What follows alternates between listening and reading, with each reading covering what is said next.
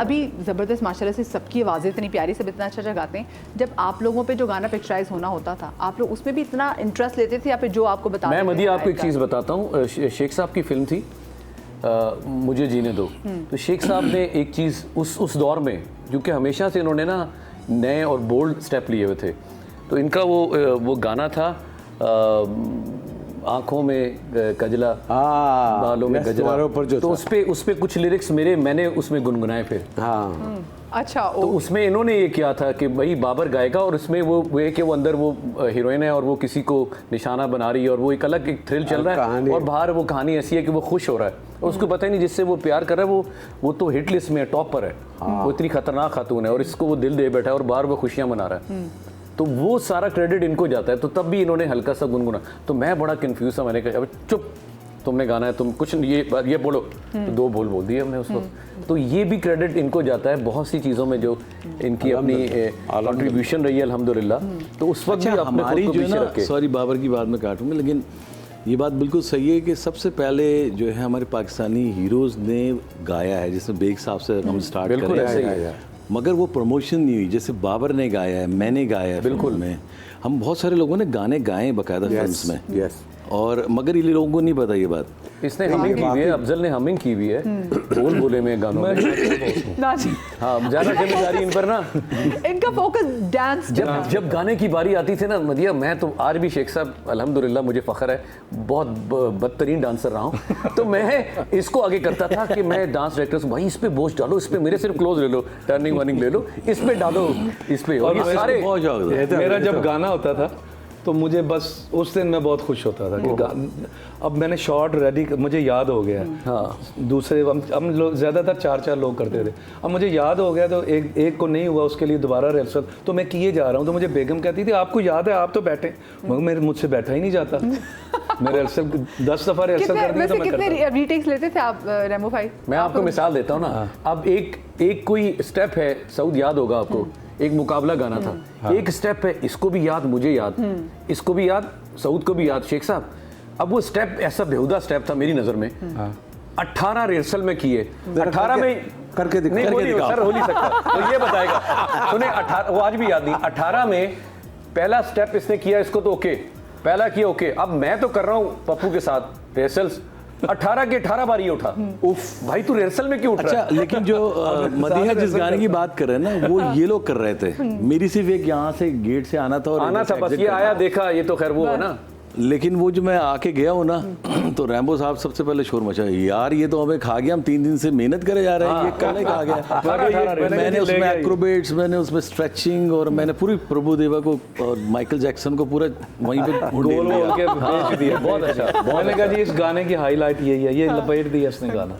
शेख साहब आप लेते थे जब कभी, खैर आप इतने ज़्यादा बहुत ज़्यादा डांस ही होते थे, लेकिन गाना पिक्चराइज करते हुए आप रीटेक्स लेते थे? रीटेक से ये नहीं है कि आप एक्टर को जज करें, बिल्कुल, बात यह है कि जो फाइनल टेक स्क्रीन पे लगती है वो होती है कि भाई रिटेक कुमार है, उसने लेकिन एक फिल्म में कमाल परफॉर्मेंस दी है और उसके पीछे पता लगा उसकी 100 टके थी।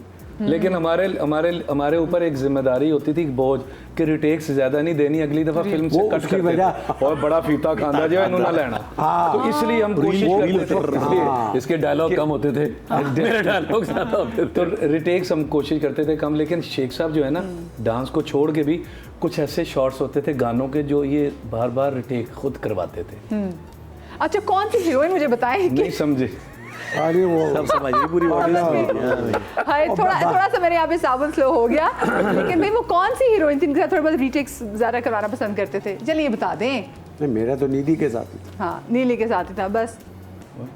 तो आपका उन्होंने कहा कि साहिबा के साथ? साहिबा आप भी तो करवाते होंगे, रिटेक्स कराते होंगे फॉर श्योर। रिटेक्स नहीं, मैं तो 50 रिहर्सलें उससे खुद करवाता था। उससे कहता था पक्का शॉट, पक्का शॉट। तो ये यानी कि डायरेक्टर की डिमांड भी होता था, हीरो की डिमांड भी होता था कि नहीं जी सही नहीं, डांस में जब तक हम खुद ही नहीं कहते थे जी कि अब टेक करें, तब तक वो नहीं करते थे। अच्छा, ये बताएं कौन सी हीरोइन सबसे रीटेक्स लेती थी? Meera, one and only Meera बहुत रिटेक्स लेती थी। मीरा अचानक खड़ी हो जाती थी, आगे क्या था, हाँ आप फिर करते हैं। हम लोग मालदीव गए फिल्म करने, तो उसका लास्ट शॉट था, उसने ऐसी दीवार पे ऊपर जाके ना एक शॉट देना था डांस का, और यहाँ पे कैमरा था, हम लोग देख रहे थे। ओके, शॉट दिया और उसके बाद वो पीछे गिर गई है, ऊपर से उधर से गिर गई इस तरफ। हमने कहा या अल्लाह खैर, सब भागना शुरू हो गए। थोड़ी देर देखा वहाँ से झड़ते कह रही चलो भाई अगली टेक करें। वो इस मामले में बहुत यस कमाल है, क्रेजी। भाई मेरी एक फिल्म थी चीफ साहब, क्या फिल्म? 93-94 ऐसा ही है। टर्की में हमारी शूट थी। तो इसका जो कैरेक्टर था वो एक अमीर बाप की बेटी है। बाप इनका अपना आसिफ खान साहब, और मैं शूटिंग कर रहा हूँ एक गरीब से इलाके में जहाँ सलीम, इस्माइल तारा ये होते हैं, और ये वहाँ से गुज़रती है और उसका लव इंटरेस्ट जो है वो सलीम है। तो अब जब जिस दिन शूटिंग थी तो मैंने इसको कहा, मैंने कहा भाई अपने असिस्टेंट इरशाद हैं, उनको मैंने बोला कि यार तुमको इनको ये कपड़े बता देना नॉर्मल से उनको भी। अब इसने अपनी मर्ज़ी इरशाद की बात नहीं सुनी और इसने अपने कपड़े पहन के ये सेट पे आ गई। जब मैंने देखा तो मैंने देखा इसने एक स्कर्ट पहना हुआ है और साथ में स्टॉकिंग पहनी है ब्लैक बिल्कुल। तो मुझे बड़ा गुस्सा आया। मैंने कहा यार मैंने तुम्हें कहा है कि एक नॉर्मल जीन्स पहन के वाइट शर्ट पहनो। हमारा जो होटल था वो बहुत दूर था, तो मैंने अपने असिस्टेंट से बात कर रहा था इसकी जगह कोई और सीन कर लेते। हाँ। तो अभी हम यही डिसाइड कर रहे थे तो इन्होंने कहा सर वो आ गई है मीरा। तो मैंने ऐसे करके घूम के देखा तो उसने जीन्स पहनी है और वाइट शर्ट पहनी है। मैंने कहा ये कहाँ से लिए? तो वो मेरा असिस्टेंट कहता है ये सर ये बराबर वाले घर में घुस गई थी, मेरा खुदा का वास्ते मुझे इस लड़की की जीन्स और वो दे। उसकी लड़की की जीन्स उतरवा के और कमीज उतरवा के आ गई। यार कमाल यार, वाह वाह वाह। हज़रात की होती है डेडिकेशन। और जनाब जहाँ हम इनके साथ इनकी फिल्मों से मुतालिक कुछ गेम्स खेल रहे हैं, ये अपने फिल्मों के ना बड़े अक्सर कुछ चीज़ें हमें नहीं पता थी कि अच्छा पीछे क्या कुछ चीज़ें हो रही होती थी और मज़े मज़े के वाक़यात बता रहे हैं। तो फिर इन्हीं से मेरा दिल कर रहा है मैं आप लोगों से भी सवाल पूछूं, क्योंकि फिल्म्स की बात हो रही है, कि कोई ऐसी फिल्म वैसे आप लोगों की जिसको देख के आपको अब सोचते हो कि मुझे वो फिल्म नहीं करनी चाहिए थी, उसमें मेरा रोल इतना मजे का नहीं था। वैसे कभी सोचते हैं शेख साहब? मेरी एक फिल्म थी शीदा टल्ली। पेनी बॉय। भाई यार मैंने क्यों किया शीदा टल्ली, वो मेरा नाम भी पड़ गया था शीदा टल्ली, ओए शीदा टल्ली, ओए शीदा टल्ली।